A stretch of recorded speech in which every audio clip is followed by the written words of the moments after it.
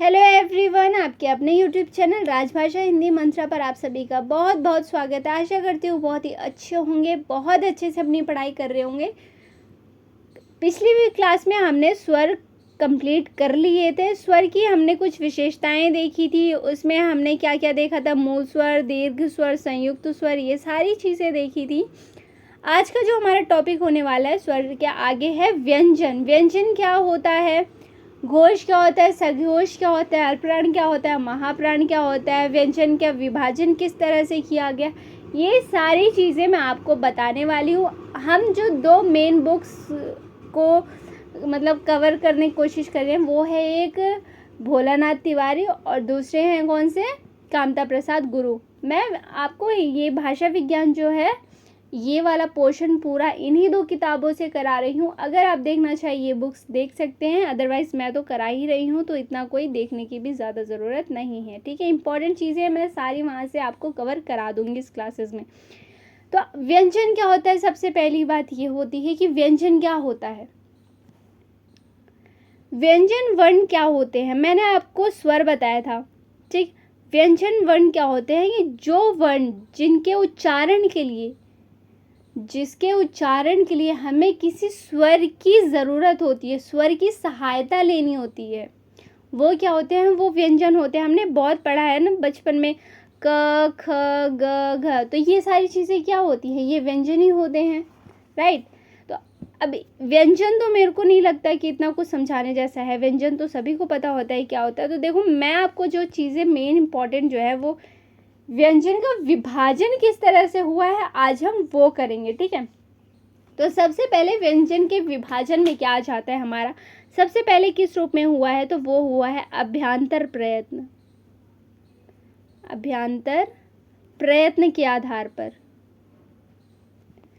अब देखो, अभ्यांतर प्रयत्न के इसमें क्या आपको क्या चीज़ें याद रखनी है, सबसे पहले आपको याद रखना है इसमें क्या होता है, विवृत होता है, स्पृष्ट होता है, ईषद विवृत होता है,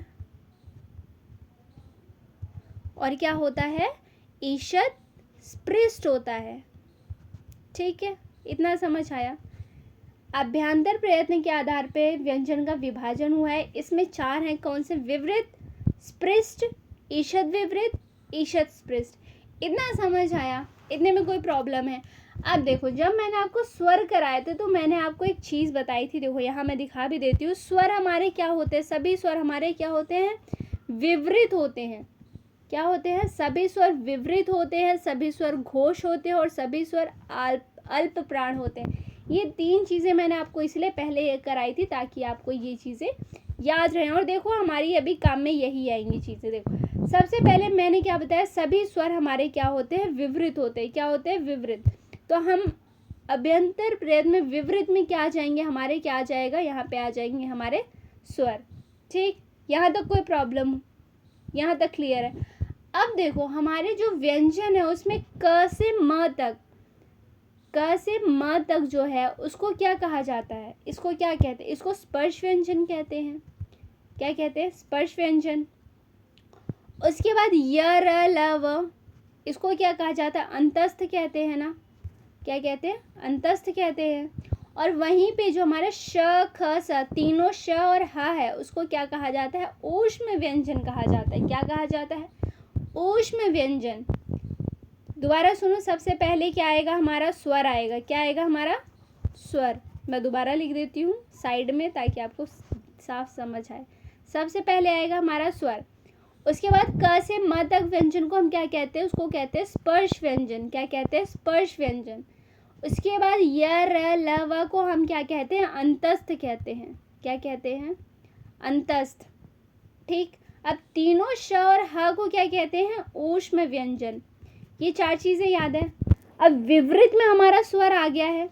स्वर हमारे सारे क्या आते हैं, विवृत में आते हैं। ये चीज़ मैंने आपको पहले भी स्वर जब पढ़ाया था तभी बताया था कि जितने भी स्वर होते हैं वो क्या होते हैं, हमारे विवृत होते हैं। ठीक है, इससे क्या पता चल रहा है कि आपको पिछली क्लासेस जो भी मैंने कराई हैं उसको भी ध्यान में रख के चलना है, भूल नहीं जाना है। एक दूसरी चीज़ों से क्या करना है, हमें रिलेट करना है। ठीक है, इतना क्लियर हुआ। अब देखो, विपरीत में आ गया हमारा स्वर आ गया। अब स्पृष्ट में क्या आता है? सबसे पहले मैंने इसीलिए इनको लाइन से लिखा है। स्पृष्ट में क्या आ जाएगा? हमारा स्पर्श व्यंजन।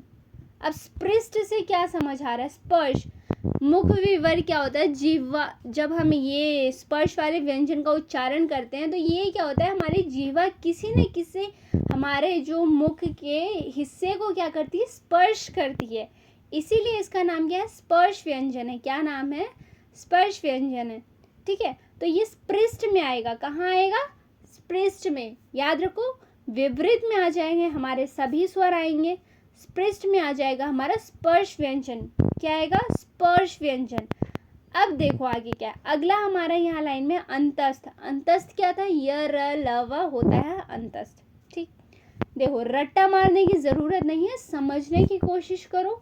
समझने से चीजें इजी होती हैं। हम याद रटी हुई चीजें हम जल्दी भूल जाते हैं, है ना।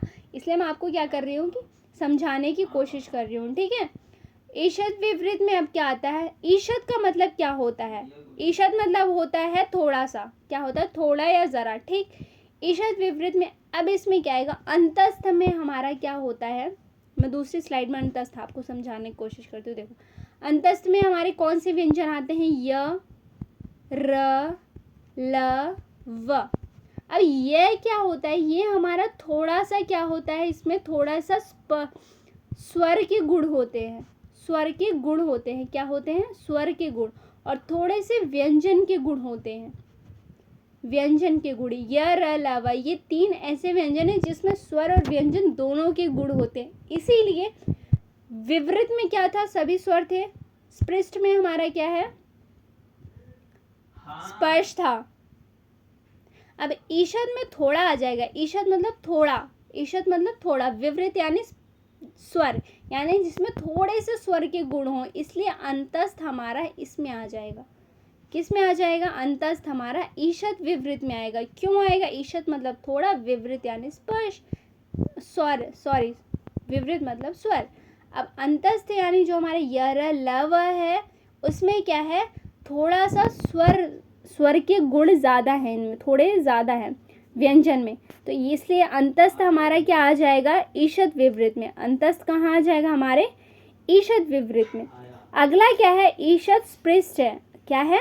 ईषद स्पृष्ट। अब हमारा इसमें से क्या बचा? स्वर विपरीत हो गया, स्पर्श स्पृष्ट हो गया। अंतस्थ जो है हमारा य, र, ल, व, उसमें थोड़े से व्यंजन के और थोड़े से स्वर के गुण हैं, इसीलिए हमारे ईषद विपरीत में आ गया। अब हमारा आखिरी बचा ओष।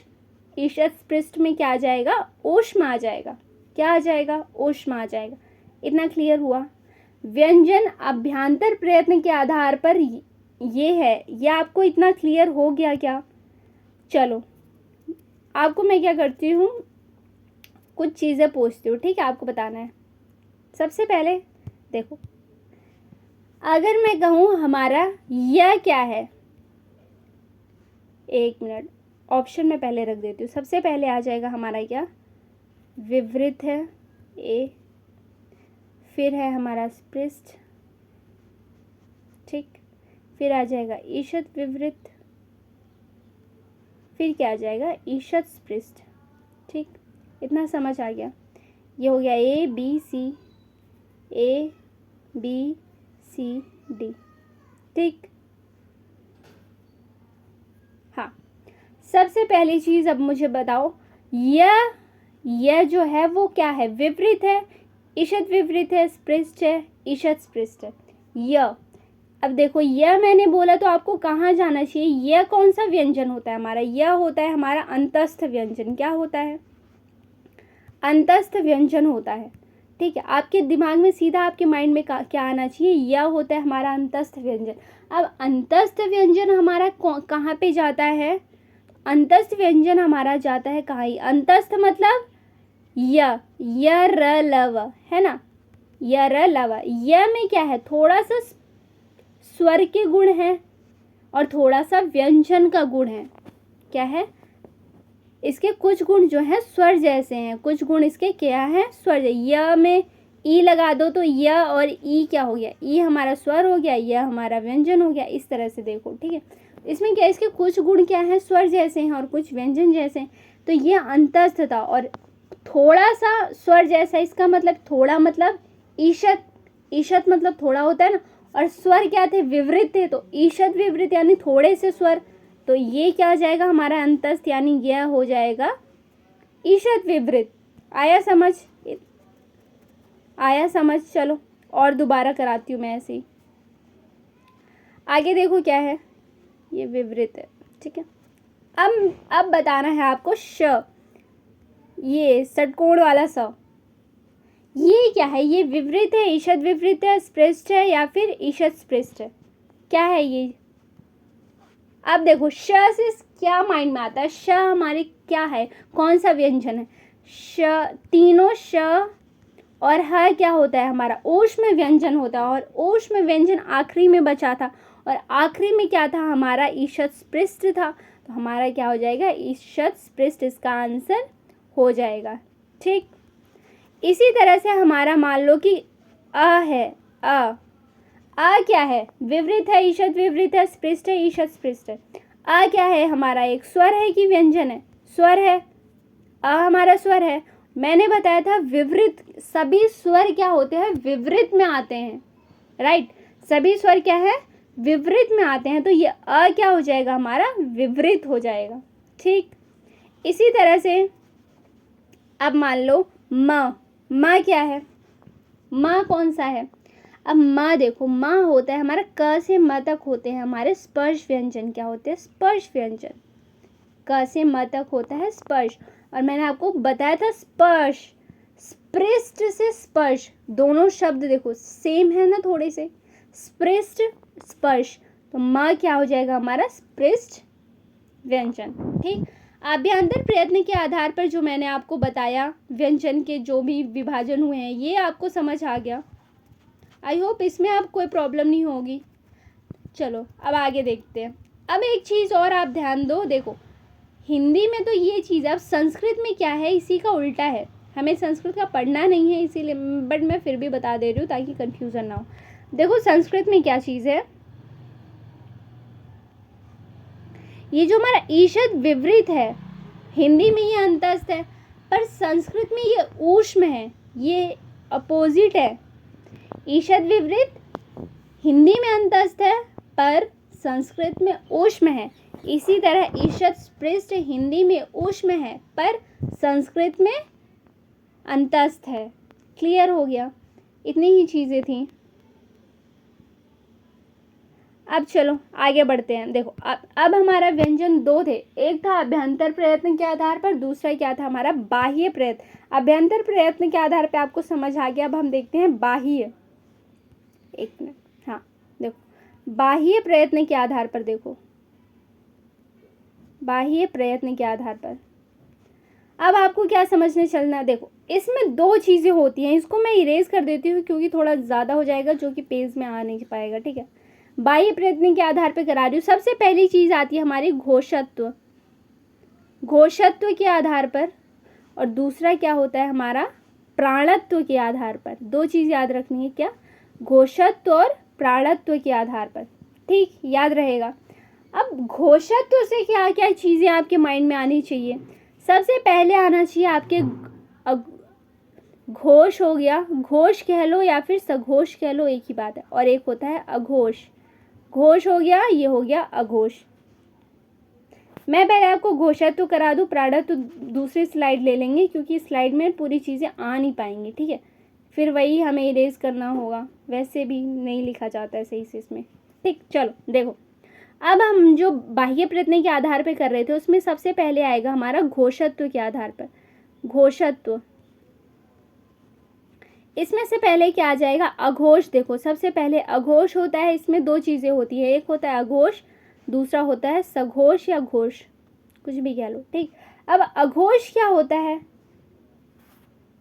अघोष क्या होता है हमारा क ख ग, वर्णमाला सबको आती है, इतना मैं मान के चल रही हूँ कि आपको सभी स्वर व्यंजन आते होंगे, ठीक है। अब हिंदी साहित्य के स्टूडेंट हो तो इतनी चीज़ें तो आपको आती होंगी अच्छे से। मैंने बहुत ऐसे देखे बड़े बड़े भी जिनको वर्णमाला ही नहीं आती, क ख ग, और इनको बहुत प्राउड भी होता है कि अरे हमें क ख ग भी नहीं आता है, ठीक है, कोई प्राउड वाली बात नहीं होती है। खैर उन्हें अब कौन समझाए। चलो आगे देखो, देखो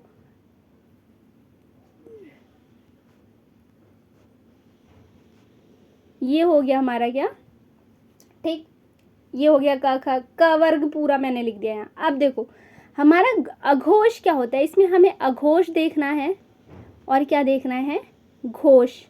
घोष कह लो सघोष एक ही बात है, बार बार बता रही हूँ, भूलना मत।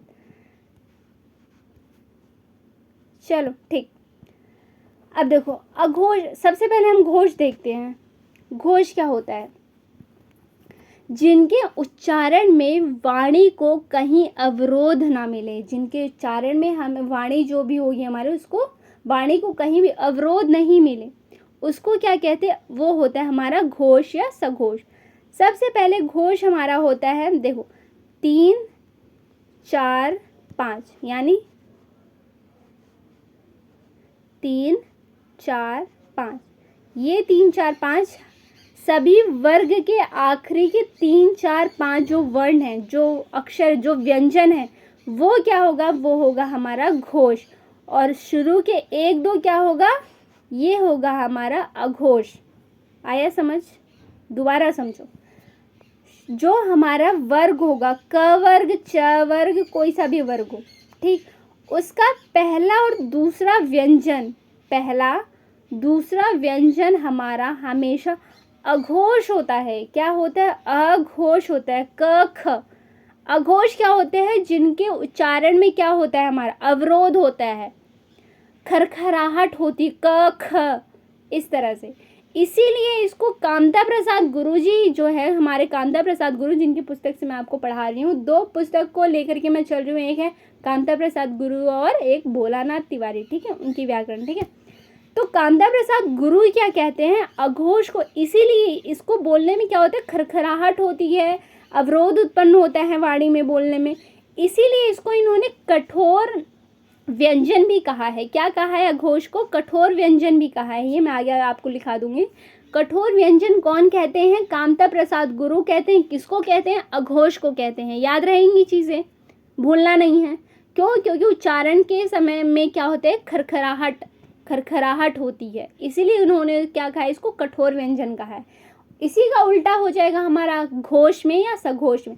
घोष में क्या होता है, इनके उच्चारण में किसी वाणी को अवरोध नहीं मिलता है, ठीक।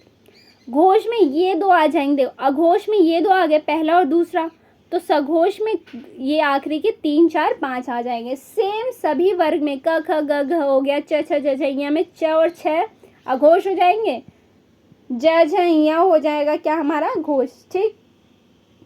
इतने में कोई प्रॉब्लम तो नहीं। अब देखो और चीज़ें इसमें क्या इम्पोर्टेंट है, अघोष में इतना ही इम्पोर्टेंट था। एक और चीज़, अघोष हमारा जो 1 2 होता है और हमारा जो ऊष्म व्यंजन होता है, ऊष्म व्यंजन कौन से थे, तीनों श, यहाँ कहाँ लिख दूँ मैं, देखो चलो, तीनों श और ह, ये क्या होता है, हमारा ऊष्म व्यंजन होता है। पर आपको क्या याद रखना है, ये जो ह है, ये हमारे ऊष्म व्यंजन तो है, पर ये अघोष में नहीं आएगा, ये घोष में आता है। ये यहाँ आएगा, ना कि यहाँ। इसमें सभी ऊष्म व्यंजन आएंगे, यानी तीनों श आएंगे पर ह नहीं आएगा। अघोष में तीनों श आएंगे पर ह नहीं आएगा। मैं बार बार बोल रही हूँ, लिख लो इसको, ठीक। अघोष में तीनों श आते हैं, ह नहीं आएगा। क्यों, क्योंकि ह हमारा घोष है। क्या है, घोष है। और अघोष में इतना समझ आ गया, पहला और दूसरा व्यंजन और ऊष्म व्यंजन क्या होते हैं। ऊष्म व्यंजन यानी श, तीनों श और ह हमारा ऊष्म व्यंजन होता है। तीनों श हमारे अघोष होंगे और वहीं पे घोष 3 4 5, ये 3 4 5 व्यंजन जो है ये हमारा घोष होता है और ह हमारा क्या होता है, घोष होता है। और घोष में और चीज़ें क्या होती हैं, ये चीज़ देखो घोष में क्या होता है, अब हमारे जितने स्वर होते हैं, मैंने आपको स्वर कराया था, मैं दिखा देती हूँ दोबारा, देखो यहाँ कराया था, याद है। सभी स्वर घोष वर्ण होते हैं, बताओ। देखो ये चीज़ें मैंने ऑलरेडी करा दी हैं, लेकिन बहुत होंगे जिनको नहीं पता होंगे। क्यों, क्योंकि ध्यान नहीं दिया है ना, ध्यान नहीं देंगे आप तो चीज़ें नहीं याद रहेंगी। इसीलिए कह रही हूँ याद ध्यान से देखो, एक एक लाइन इंपॉर्टेंट हो जाती है जो मैं बता रही हूँ या जो मैंने लिखी है पीपीटी। ज़रूरी नहीं कि जितना पीपीटी में लिख रखा है सिर्फ वही इंपॉर्टेंट है, जो मैं बता रही हूँ एक्स्ट्रा चीज़ें भी हैं जो पीपीटी में नहीं है, ठीक है। इसलिए मैं उनको याद से बता रही हूँ आपको, तो ये चीज़ें देखते चलो। देखो, सभी स्वर अल्पप्राण होते हैं, सभी स्वर घोष होते हैं और सभी विवृत होते हैं। विवृत और ये स्प्रेस्ट ईषद विवृत मैं ऑलरेडी आपको समझा चुकी हूँ। अब जो आपको समझना है, देखो, हाँ हम कर रहे थे घोष। अब घोष में मैंने आपको बताया 3 4 5 जो व्यंजन होते हैं हमारे सभी वर्ग के, वो घोष होते हैं और हा भी हमारा घोष है। और सभी स्वर क्या है, हमारे घोष है, ठीक। अब जो हमारा अंतस्थ व्यंजन है, कौन सा अंतस्थ व्यंजन, यानी य र ल व, ये भी हमारे घोष में आएगा। क्या आएगा, रुको, बहुत कंफ्यूजन हो जाती होगी ना ये स्लाइड की वजह से, क्योंकि 1 मिनट में इसको इरेज करके आपको दोबारा से कराती हूँ। चलो ठीक, देखो, हाँ घोष में क्या क्या आएगा, सभी किसी वर्ग के 3 4 5 व्यंजन, 3 4 5, ठीक, क्लियर। सभी स्वर हमारे क्या होते हैं, घोष होते हैं, ठीक, क्लियर। अंतस्थ व्यंजन हमारा यानी य र ल व, य र ल व घोष होएगा। और ऊष्म व्यंजन का ह हमारा घोष होगा, पर तीनों श हमारे अघोष होंगे। इतना क्लियर। एक चीज और, जैसे कि कामता प्रसाद गुरु ने क्या किया है, अघोष को कठोर व्यंजन कहा है, वहीं पे घोष को क्या कहते हैं, कठोर का क्या हो जाएगा अपोजिट, मृदु, मृदु, मृदु व्यंजन, ठीक, समझ आया। कामता प्रसाद गुरु ने घोष को मृदु व्यंजन कहा है, अघोष को कठोर व्यंजन कहा है। अघोष पहला और दूसरा व्यंजन होता है, क वर्ग या च वर्ग, जो भी वर्ग होगा उसका पहला और दूसरा वर्ण जो होता है वो हमारा क्या होता है, अघोष होता है। तीसरा चौथा पांचवा हमारा घोष होता है। क्लियर है इतना। घोषत्व के आधार पर जो हमारे बाह्य प्रयत्न है वो इतना ही है, ठीक। अब हम देख लेते हैं हमारे प्राणत्व के आधार पे। प्राणत्व में आपको क्या समझ आ रहा है, क्या आ जाए, अल्प प्राण, महाप्राण, पहले भी सुना होगा कभी, स्वर में भी मैंने आपको कराए थे अल्प प्राण महाप्राण, ठीक। सभी स्वर क्या होते हैं अल्प प्राण में, जस्ट अभी मैंने आपको पीपीटी में दिखाया। अब देखो प्राणत्व के आधार पे हमने अभी क्या किया, घोषत्व के आधार पे कर लिया। प्राणत्व के आधार पर देखो, प्राणत्व में भी क्या होते हैं हमारे, एक होता है अल्प प्राण, दूसरा होता है महाप्राण। सेम यहाँ भी पूरा नहीं आएगा, लिखने में दिक्कत होगी, चलो समझने की कोशिश करो। अल्प प्राण में क्या होता है हमारा, अब देखो इसको इरेज कर दूं मैं, स्क्रीनशॉट तो नहीं लेना है, स्क्रीनशॉट क्या लोगे इतनी खराब राइटिंग की, ठीक है। चलो लिख लिया करो साथ साथ। देखो, हाँ सबसे पहली बात ये है हमारा, ठीक। अब इसमें हमारा अल्प प्राण और ये हमारा क्या है, क वर्ग है। मैं पूरा नहीं लिख रही हूँ, सिर्फ एक वर्ग लिख रही हूँ आपको समझाने के लिए, ठीक। अब इसमें हमें, चलो ठीक, घोष पहले रिवाइज करो। घोष कौन कौन से थे, घोष हमारे ये थे ना, ये 3 4 5 क्या था, घोष था, अघोष ये था, ठीक। अब मैं रेड कलर से आपको इसमें अल्प प्राण महाप्राण कराऊंगी, ठीक। देखो अल्प प्राण क्या होते हैं इसमें, पहला, तीसरा, पांचवा अल्प प्राण क्या होंगे, अल्प लिख रही हूँ बस, 1 3 5, महा 2 4, आया समझ।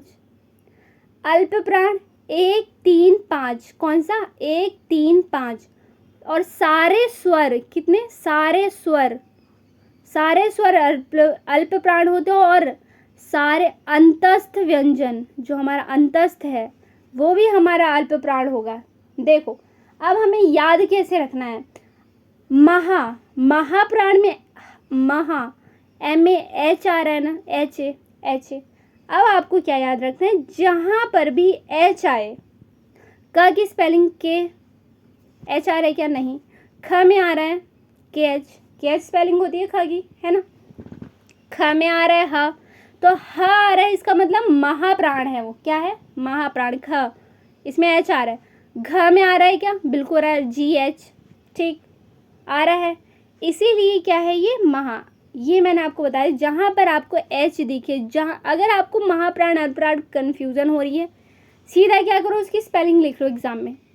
स्पेलिंग लिख लो, जिसका भी पूछा है स्पेलिंग लिख लो, जहाँ जहाँ आपको एच दिखे, जिसकी भी स्पेलिंग में, वो महा में ह आ रहा है एच, तो वहाँ क्या हो जाएगा? महाप्राण हो जाएगा। ठीक, क्लियर हुआ।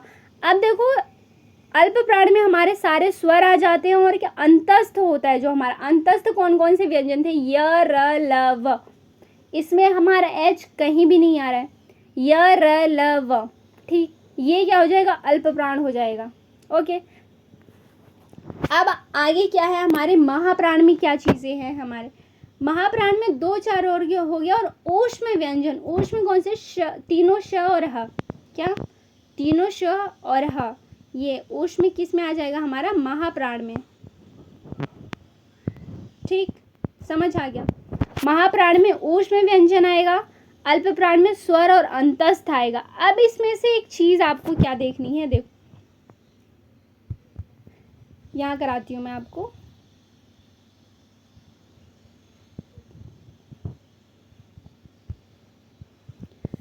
अब जो हमारा ऊष्म व्यंजन है, ऊष्म व्यंजन किस में आ रहा है? तो वो महाप्राण में आ रहा है। महाप्राण में ऊष्म आया है, ठीक है।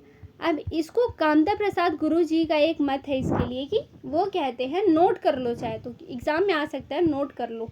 ठीक, मैं लिखूंगी नहीं, मैं सिर्फ बोल रही हूँ। देखो, संघर्षी या ऊष्म व्यंजनों पर प्राणत्व की दृष्टि से विचार नहीं किया जाता। संघर्षी, ऊष्म व्यंजन को ही संघर्षी व्यंजन भी कहते हैं। याद रखने वाली चीज, ऊष्म व्यंजन को ही संघर्षी व्यंजन भी कहते हैं। और वहीं पे भोलानाथ तिवारी क्या कहते हैं? भोलानाथ तिवारी का कथन है ये, नोट क्या लिख लो। भोलानाथ तिवारी कहते हैं, संघर्षी या ऊष्म व्यंजनों पर, शायद मैंने पहले गलती से कामता बोल दिया था, पर नहीं, कामता प्रसाद का नहीं, भोलानाथ तिवारी का है, ठीक है। भोलानाथ तिवारी कहते हैं, संघर्षी या ऊष्म व्यंजनों पर प्राणत्व की दृष्टि से विचार नहीं किया जाता। ऊष्म व्यंजन में कौन कौन से थे? श, ख, स, ह, तीनों श और ह। और क्या था? और ध्यान दे, फ, ये नुक्ता वाला जो यहाँ बिंदी लगती है, व, ख, नुक्ता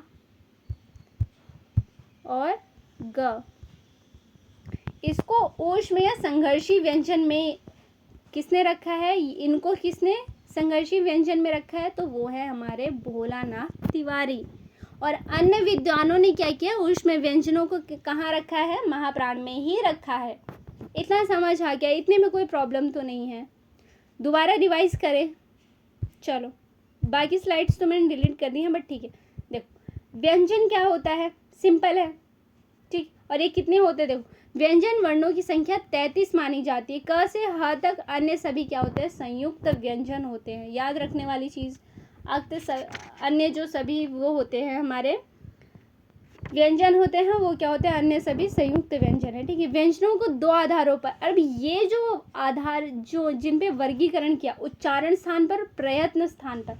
अब ये उच्चारण स्थान वाली चीजें यहाँ पे है, तो पर मैं इसको आपको ना डिटेल में कल ट्रिक से कराने की कोशिश करूंगी, ठीक है। आज नहीं करूँ। मैंने आपको आज क्या किया है, अभ्यंतर और बाह्य प्रयत्न, 2 चीजें थोड़ी सी इजी थी, तो मैंने आपको ये पहले करा दी।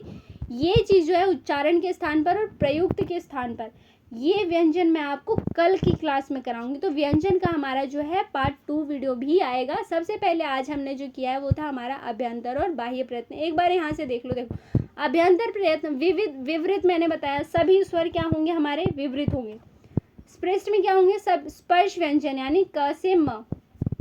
क्लियर? ईशत विवृत, ईशत मतलब जरा सा या थोड़ा सा, थोड़ा सा क्या आ रहा था इसमें? स्वर, थोड़ा सा क्या? स्वर के गुण थे, स्वर के गुण जैसा है, ठीक है। इसलिए अंतस्थ। अब एक चीज याद रखो, अंतस्थ जो हमारा य र ल व था, इसी को अर्धस्वर भी कहते हैं। अर्धस्वर कुछ अलग नहीं, इसी को अर्धस्वर भी कहा गया है, ठीक। ईशत स्पृष्ट क्या है हमारा? ऊष्म। ऊष्म कौन से होते हैं? श, ख, स, ह, तीनों श और ह। अब बाह्य प्रयत्न के आधार पर देखो, जो मैंने आपको कराया, घोषत्व के आधार पर और प्राणत्व के आधार पर, घोष, अघोष और अल्पप्राण, महाप्राण। देखो घोष क्या है, प्रत्येक वर्ग का प्रथम व द्वितीय वर्ग। एक मिनट, ये थोड़ा गलत है क्या, इसको हटाओ।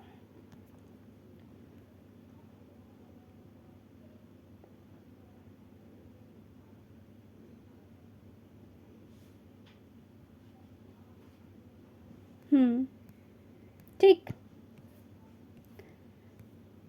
अगली क्लास में आपको मैं कराने वाली हूँ क्या, हम करेंगे उच्चारण स्थान पर और प्रयुक्त के स्थान पर जो हमारे व्यंजन का वर्गीकरण किया गया है उसको हम नेक्स्ट क्लास में करेंगे।